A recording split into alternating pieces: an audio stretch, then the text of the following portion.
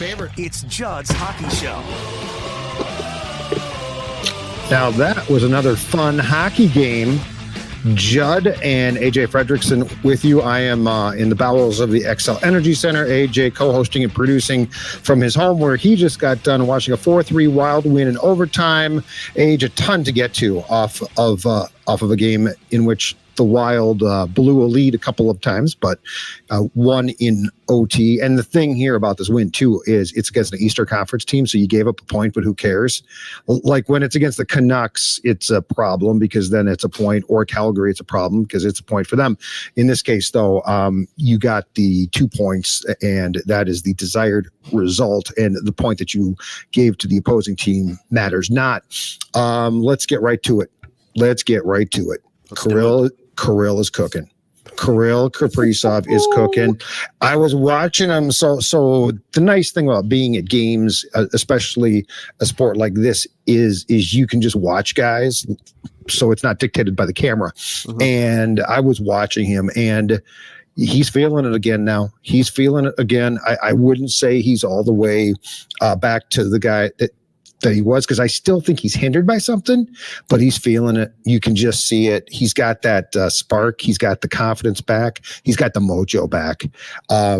Second consecutive OTGWG. This one, a thing of beauty, a nice feed by Johansson. I had written in my notes right before that I had to talk about the 3-on-3 because it's being killed by these guys circling back. There needs to be, and I think they're going to fix this, there needs to be an over and back. You can't go backward. You can't pass your goaltender. That's not what God intended for 3-on-3. But Age, Kirill had the first assist on the Boldy goal to start the game. He then had an assist taken away on the Rossi goal, which was the second of the game. But then he did have the first assist on the Faber or power play goal in the third period that gave the Wild a brief lead. And then he scores this goal. Good news, Wild fans. The superstar of this team appears to really, really be feeling like himself much more. And it's fun to watch. Yeah, we talked about this after the loss to the Penguins, where we saw a lot of, he was starting to take those bigger strides back, and it's been frustrating watching because it's like we know it's there. The frustration's been building up. You can see it just with his momentum and just like how he's been going around his mannerisms. He's getting frustrated because he's not producing at the level to which that he knows he can. Fans are getting frustrated because he's not producing at the level to which we know he can.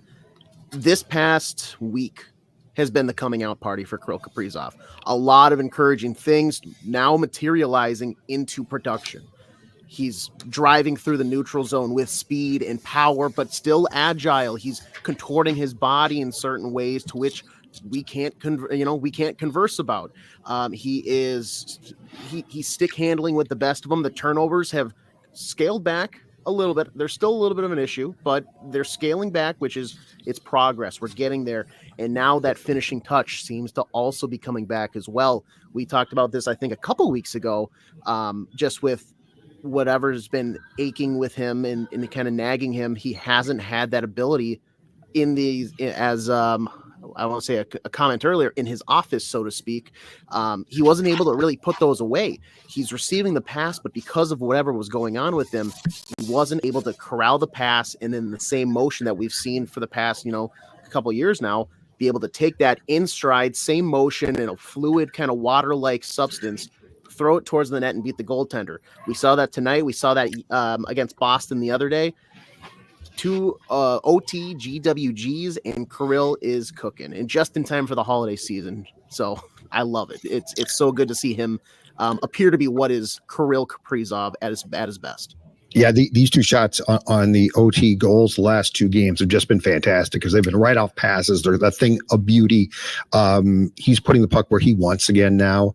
And we also should mention 2 things about this game. One is Montreal's not a great team, but they had won 2 consecutive games, and they're plucky. Like, they're far more plucky than I expected. Tonight's game was, there were a lot of, for an Eastern Conference, Western Conference game, there was a lot of chippiness here, and the Canadiens are, I would call them a feisty group. The other thing is, before the game, the Wild announced that Ryan Hartman now has an upper body injury. He did not play. The Wild actually went with one fewer forwards, so 11 forwards and 7 defensemen. Hartman didn't play. Zuccarello still out. Brodin obviously out. Spurgeon, and I'm getting convinced the Spurgeon thing's a tease, right? Oh, he might be back next game. He might be, who knows?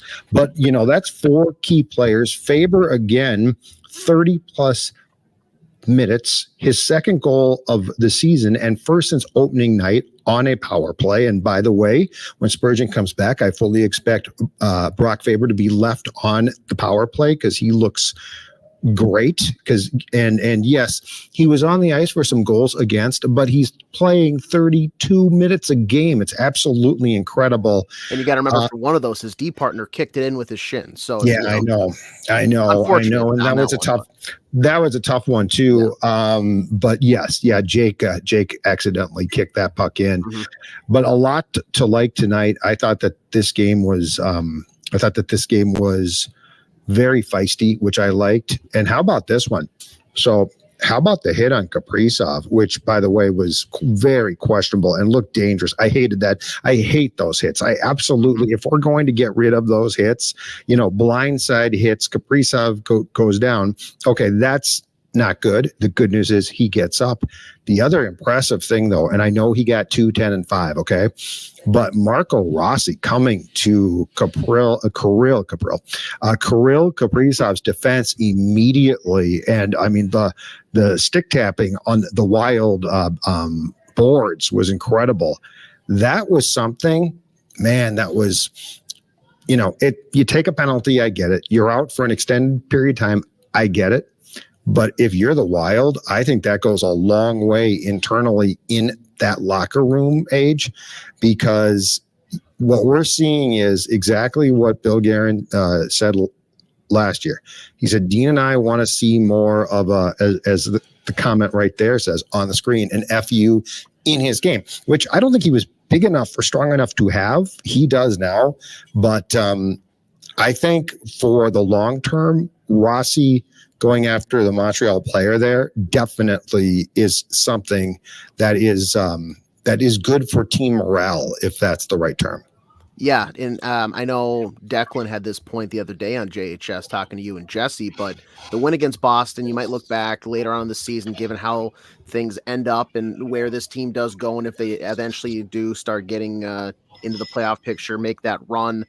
But that was like turning point. That's you're setting these building blocks, these foundation pieces for later in the season, because as many closed door player only meetings as there have been, silly enough, already in the season, down in the nitty gritty of things later on when they're maybe facing elimination, or that's like hey, this is a do or die game. We got to get 2 points on the road here before we end the season.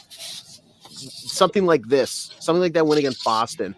Marco Rossi, no hesitation, drop in the mitts. That is like a emotional point in the season that they're going to claw back to. Marcus Foligno is going to get up in somebody's grill and say, remember when this guy, 5'2", Marco Rossi, all 87 pounds of him, didn't hesitate, ran into the Bears' den, fearless? That's what we need. Like that is the Minnesota Wild mentality, the culture that Bill Guerin has been trying to instill in this team since he took over. Marco Rossi, maybe the most unlikely guys to get a Gordie Howe hat trick, picks one up tonight. Granted, some may argue, given the circumstances of having, like you mentioned, one less forward, is it stupid to do that? Yes and no, but spontaneous though. Exactly. I liked it because of that. Yes, I will back him on that every day of the week. That is just fine for me, given everything that's been going on. You need those sparks. That might be that's something that is going to spark the team, and that could propel them with momentum here heading into the new year. That is exactly what I want to see. And Marco Rossi has been really impressing me this season. He's put it over the top now. That performance tonight was tremendous. 11 goals now. And to go back to your tale of the tape, Marco Rossi is 5'9", or he's listed, I should say, 5'9", 182 pounds. Caden Gooley, who is the kid or the guy that hit Kaprizov, is 6'3", 201. So that gives you, to your point, that is, and it was spontaneous too. If it's something where somebody tries to go out and evens the score and does something dumb, I don't like that. Like, be smart about it. But when your star player gets hit and a 5'9" guy basically drops the gloves immediately with a 6'3" guy, that is the type of chemistry that, you can meet all you want. You can talk about unity. You can talk about lip service, blah, blah, blah. But when you are willing to drop the gloves immediately because Kaprizov gets hit on a hit, I think we all agree it's just a crappy hit that doesn't really have a place in today's game. That's impressive. So I like that. And I also thought that Rossi's game was really impressive too. Like, he has passed age, how many tests now too? I mean, we all were thinking, okay, and it was my contention he had to play. Like, you had to find out.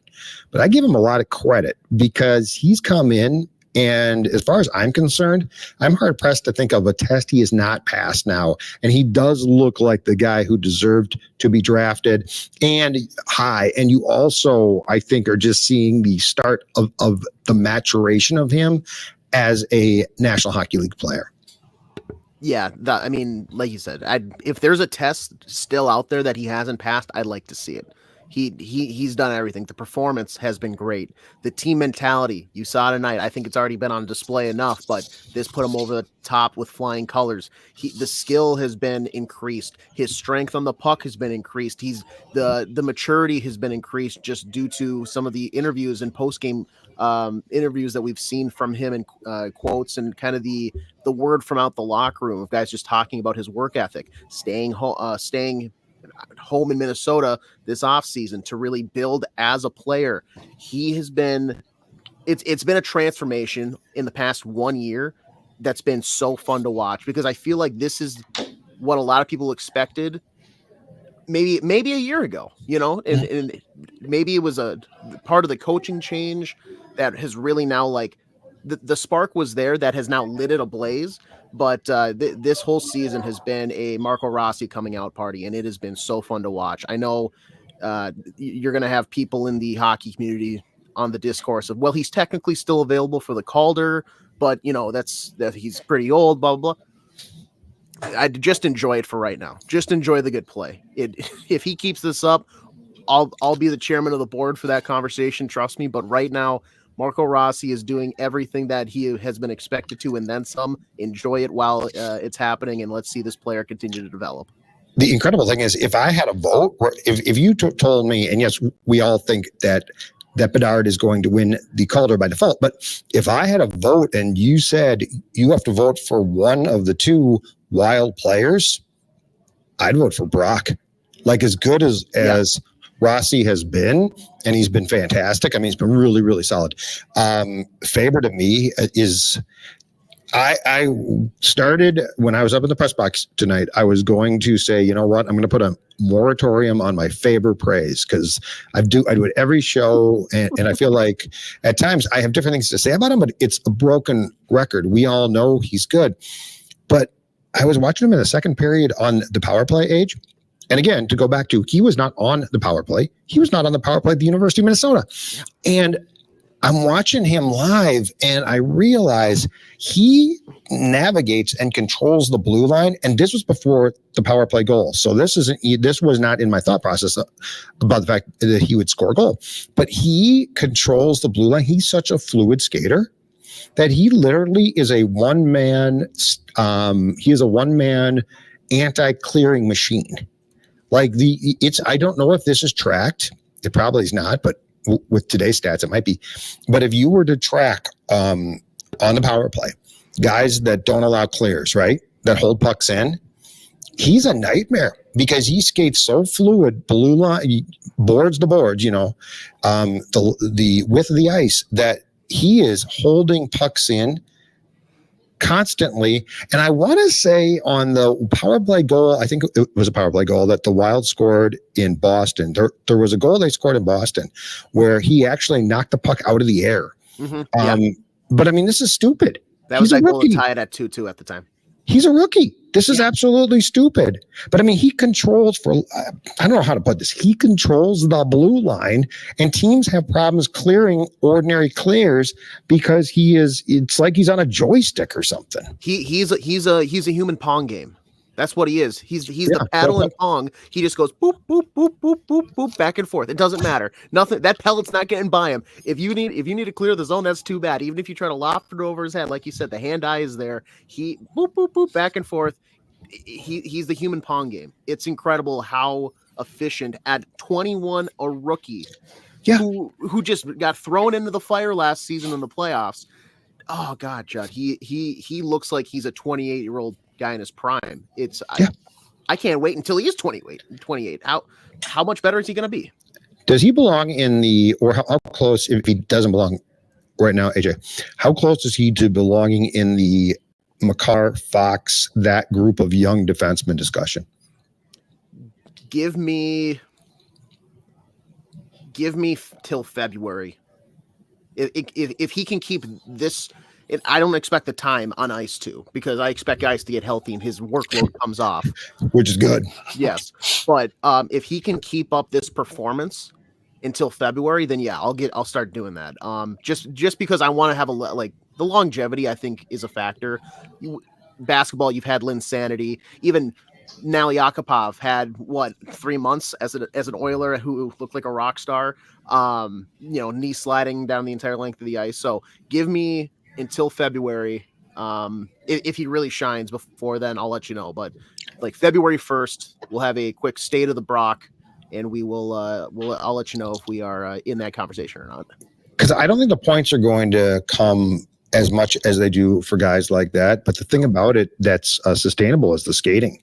Like the skating's incredible. He does things that he's not going to lose, and that's or at least he's not going to lose them for years, and that's the incredible thing. This might sound sacrilegious because I consider this guy to be one of the best defensemen on a National Hockey League team that I've seen in this state, North Stars or Wild. But he looks like, with what he does, he's a better Brodin. Which I never thought I'd say. I mean, I think Brodin, and again, the points don't come. So like there's a national, or there's not a lot of, I don't think Brodin is going to get Norris Trophy votes. If you watch him every game, there is something to be said. But it's like Faber has another gear from Brodin, and that's what impresses me. But yeah, I was not going to sing the kid's praises tonight, and then he scored that goal and got the assist, and it's just incredible. Okay, let's talk about a bad thing. According to my notes here, my chicken scratch, Montreal went 1 for 6 on the power play.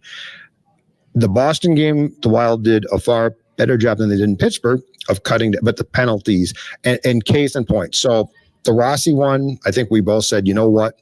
He jumped the guy, Gordie, who hit Kaprizov, bang, bang, good for him. Yes, he took a bunch of penalties, and yes, he put the Canadiens on a power play, I think. But anyway, the Bogosian double minor was in my mind, the opposite of that. That was dumb. Yeah. Brendan Gallagher's been bugging guys for years, and Gallagher got pushed down, and I know that they scuffled, and then Bogosian started to, it looked like he tried to fight him, and Brendan Gallagher's not going to fight you. He's like, oh, no.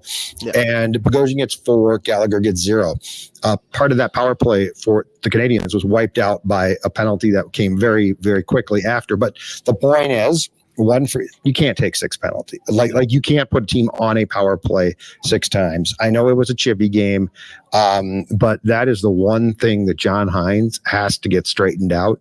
This team needs to be smarter, and it just feels like there's some it's still lazy penalties or in Bogosian's case, just unnecessary penalties still being taken. And that would be my complaint about what's transpired despite the success John Hines has had so far. Yeah. Do I want to turn a blind eye to the fact that it was like a oddly did I expect the Montreal Canadiens to be a bitter rival of the Minnesota Wild? No, I did not. Now there's 2 games in a row between these 2 teams that have had what feels like a combined 50 or 60 penalty minutes. Do I want to turn a blind eye to that tonight? I'm not going to, because you're right. 6 power plays. The Bogosian one, you mentioned it, boneheaded. Why? That's just like that's a kerfuffle for grabbing a guy just for the sake of get away, dude. wrestling. This is not Monday Night Raw. This is not Friday Night SmackDown. This is not Right. Money in the Bank. Let's just stay on the ice. Let's stay on our feet. Not sure why we're taking Brendan Gallagher down. Plus, if you're gonna try to get like one of those even up penalties, that is not the guy to do it. I know against Pittsburgh, I want to say it was John Merrill was able to get Malkin to the box with him, which I think by all means is a win for the Wild. Brendan Gallagher is not the guy that you want to try to take to the box there if you're Zach Bogosian. But the discipline, how many more times does John Hines need to answer questions, make a point of saying, hey, we need to address it, we need to get better before it actually does get better? I don't know what he needs to do behind the scenes, if there's any like unknown discipline that made happen, but 6 power play attempts for the opposition is not something you can do, because a better team, you mentioned at the top of the show, the Canadiens are not that great of a team. They're plucky, to use your term. Yep. They're plucky, but when you give a team 6 opportunities to go on the man advantage in the NHL, you probably shouldn't win the game. Credit to the Wild for, I guess, limiting them to go 1 for 6, but a better team capitalizes more than that, and you probably don't get to overtime. You probably don't get the points. So you're going to have to really look at, and they have a little bit of off time here now. I want to say they have one more game on Boston Saturday night. Yeah, Boston. Yep. And then it's a very light week next week after the New Year, or after between the Christmas to New Year time. The holiday break. Yeah, I'm not a fan. Just keep playing games. During that time, maybe holiday spirit, holiday cheer helps the discipline. Guys, a couple guys get cheer age.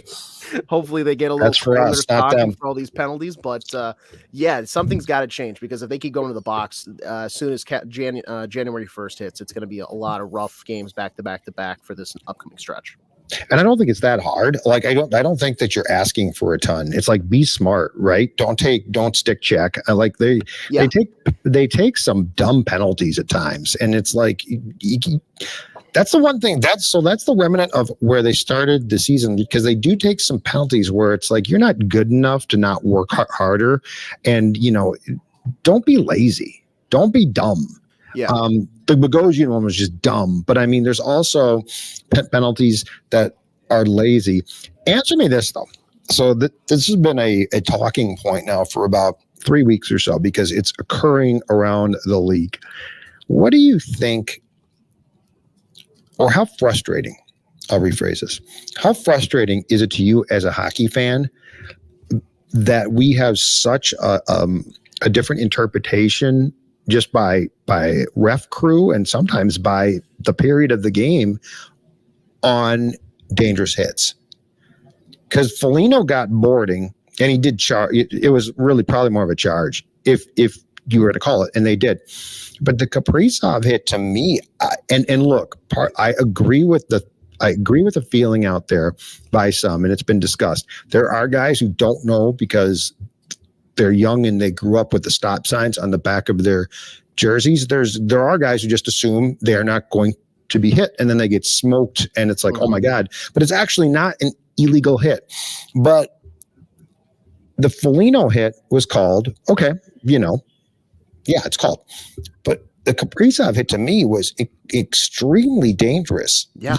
It's getting frustrating, because I don't think it should be this hard for an interpretation of what you're trying to get out of the game. And if the guy can't see you and you're going to smoke him, I don't see any upside to, well, that didn't cross the line. I would think that you would just want to get that hit out of the game completely, instead of this willy-nilly, that's a penalty, that's not, that might be a suspension.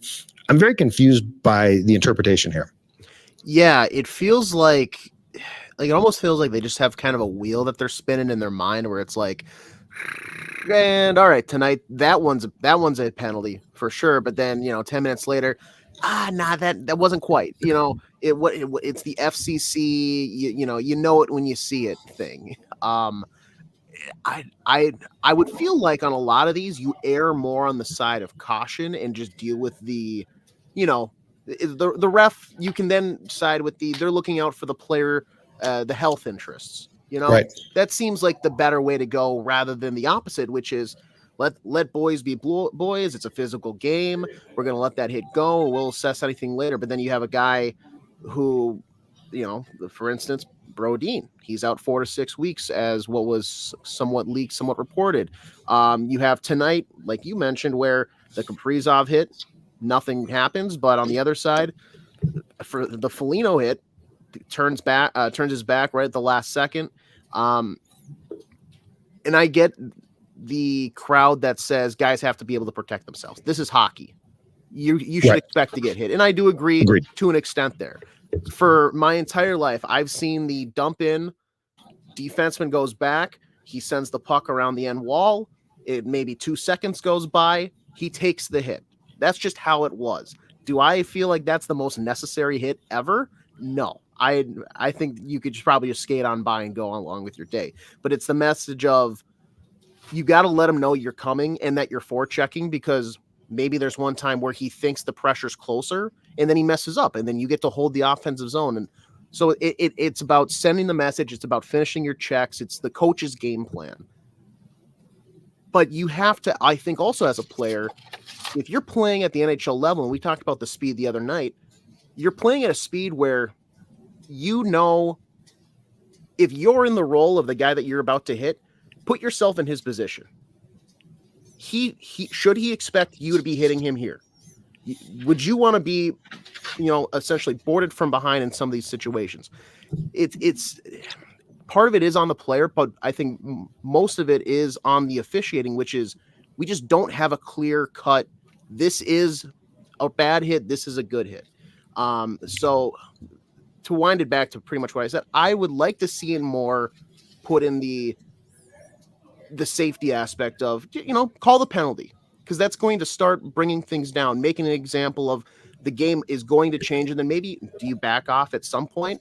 That's what it was with like roughing the quarterback in the NFL. It seems like they did overkill at a certain point, but now pass rushers have gotten a lot better about maybe not using the full force, being as vicious with their hits. Maybe that's the thing the route you have to take with the NHL. I'm not sure. It's the blindside hits I hate. And look, there are times, and guys need to learn, like you can't just trust a guy is always not going to, especially if you're going to the end boards and chasing a puck, you can't just assume that you're not going to be hit and hit hard.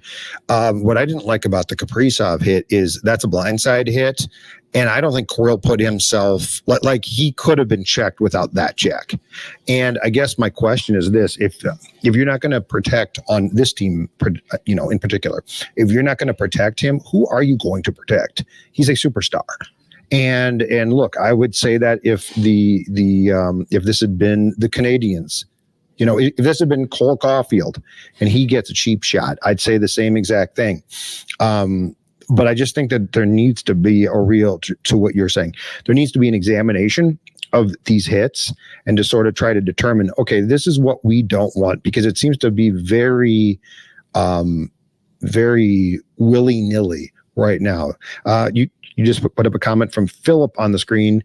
He says, I wasn't excited for Faber in the trade. I'm eating my thoughts a lot. Yeah. When they made that trade, the Fiala trade, and we talked about this with Dex and Jesse Pierce a couple of days ago on the JHS we recorded on Wednesday, they were forced to trade Kevin and nobody wanted to trade him.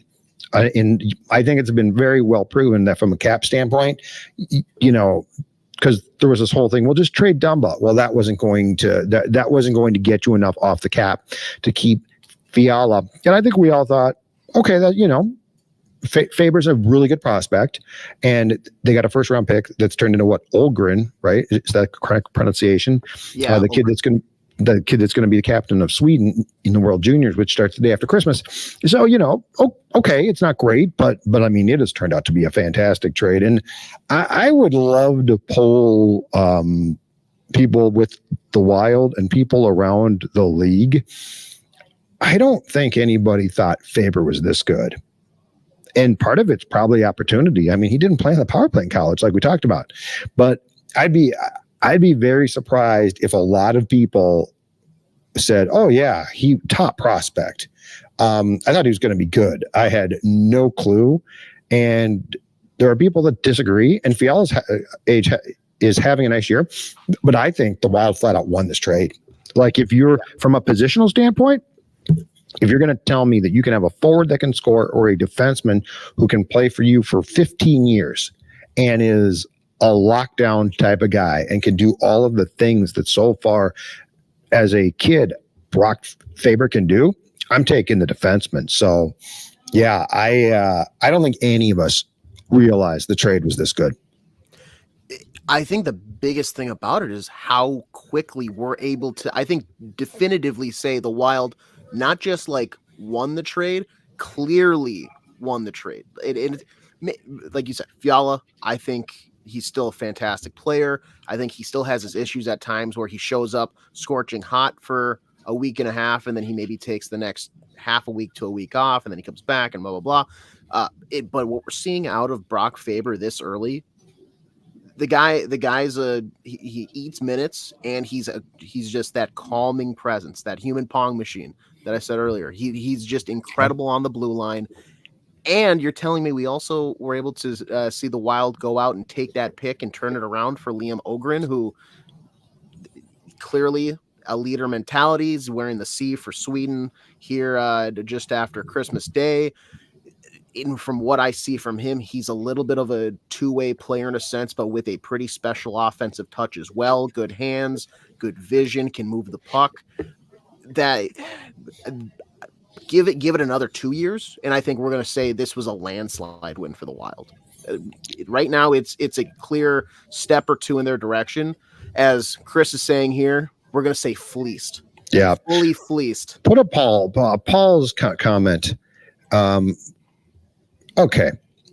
All right. Let's talk about this comment. All right. Okay. Because he did make a pass in OT that was picked off by Monahan and was nearly disastrous. And I'm almost positive that was Brock. And yes, he makes some mistakes here and there. But Paul, do you realize he's playing 30 plus minutes a game? And I'm going to tell you right now, he's not a liability. You want a liability? Watch Johnny Merrill play in his own zone. Watch at times Goligoski. This is a kid who's being asked to play an absolute boatload. He's got Brodin out, who's his normal partner. He's got Spurgeon out. Brock Faber is being asked to play a ton. Does he make mistakes in his own zone occasionally? Yes. It's to be expected. I'm sorry. He is not even close to being a liability. What he's doing right now, he's the intern at the company, right? But he's been given the work of an entire sales department. Yes. And he's putting up record number sales, but then what he forgot to do was make a cup of coffee. That was his mistake today. And a couple coffees as well. I had it tweeted. I had it typed out on my phone. That was the first mistake, because I know the pass you're talking about. That was the first mistake Brock Faber has made in the past 2 months. I think that is the one thing that I can recognize that he has done wrong. And I think it was you that actually said it the other night, was his mistakes, they stick out so vividly because he makes so few. Yeah. I disagree with Paul. Paul. I think he is a rock for them right now. The last thing for me, Age, so Joel Eriksson entered this game in 30 games, so he's now played 31 games with 14 goals. How did he not end tonight with 16 goals? I mean, he's not snake bit, but my God, he had some, and I'm just saying anecdotally, I mean, he had a couple of open nets that were just incredible that he didn't convert on, which is actually rare. He doesn't miss a ton, but oh my God, I am amazed he didn't score at least 2 goals, which of course, if he had, Kaprizov wouldn't have got the OTGWG because we would have been done after 3 periods. Yep. There was one, it was on the power play. I want to say it was before Marco Rossi completed the Gordie, but he just kind of was sitting on the back, or he was sitting on the strong side of the goaltender. Eck was on the back door, and he floated the most disgusting marinara dripping saucer pass I've seen from an Austrian in some time across the slot, and it landed right on the tape. I don't think Ek was ready for it because he had the entire net, and somehow Montembeault came across, and just because of the hesitation, was able to get a pad on it. I don't know how he didn't score there, and he had a couple of those tonight. It would, like you said, he's not snake bitten. I would not categorize Eriksson Ek in a slump by any means right now, but that's one of those tonight. He's going to watch the film, or he's going to watch it tomorrow when he gets in, and just be like, how did I not score that? He's going to go. But the thing about him is he's going to go out on the ice, and he's going to be in that same spot. And he's going to say, you know what? Hey, coach, feed me. We're doing a bucket. If I don't feel good at it, we're going to do another bucket. And then I'm going to do another. He's going to make sure the next time he gets that opportunity, he's putting that one in the back of the net for sure. Great stuff. Do you have any final thoughts on this game? This past 3-game stretch, I expected Penguins win, maybe Boston loss, and then this was going to be like the deciding where are we at momentum wise.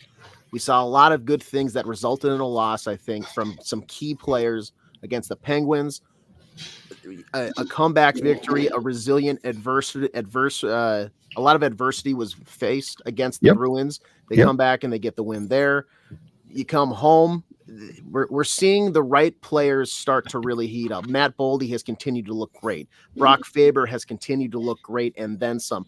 Marco Rossi, really, really impressive. And now the biggest key factor, Kirill Kaprizov looks to be, if he's not 100% back now, it's only a matter of time, because I think whatever gate was in front of him, holding him back from actually getting into the yard, getting up to the house, it's gone. I think it's now a matter of how quickly he does get back to 100%. I don't see any more barriers for him. Just keep progressing. He's going to be back, and we're going to be seeing the superstar, not just the star, the superstar that is Kirill Kaprizov here very, very soon. I'm mad that now we have to have this holiday break. Hopefully I'm expecting a win now against Boston. I think that's Flower back in goal. Yeah, Flower back in goal. They're going to want to head into that holiday break on a high note. I think a win against Boston is very much in the cards on Saturday. And the nice thing too is Kirill is doing all of this without Zuccarello, which means that he can now have confidence that yes, he does not need he does not need Robin to be Batman. All right, Age, great stuff. Thanks much. Thanks for all of you who dipped in to watch our Judd's Hockey Show post game after a 4-3 overtime victory against the Montreal Canadiens. We will talk to you again soon.